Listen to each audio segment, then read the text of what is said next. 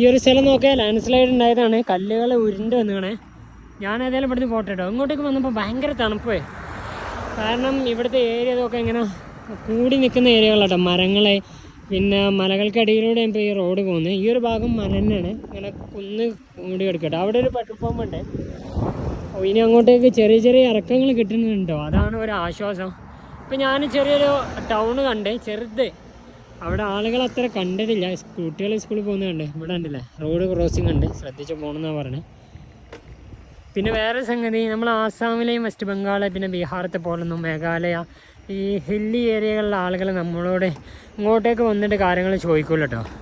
നമ്മൾ അവരോട് പോയി കമ്മ്യൂണിക്കേറ്റ് ചെയ്തുകൊണ്ട് ഫ്രണ്ട്ലി ആവുക, അതാണ് എനിക്കിപ്പം മനസ്സിലാവുന്നത്. ചില ആളുകൾ എന്നാലും ഇങ്ങോട്ടേക്ക് ഫ്രണ്ട്ലിയായി വരുന്നുണ്ട്, അധികം വരുന്നില്ല. എന്തായാലും എന്താ ലോഡൊക്കെ ആയിട്ട് പോകുന്ന വണ്ടികളുണ്ടല്ലേ. ഇതാ ഇനിയിപ്പോൾ സൂര്യാട്ടം വന്നു തുടങ്ങി പോട്ടെ.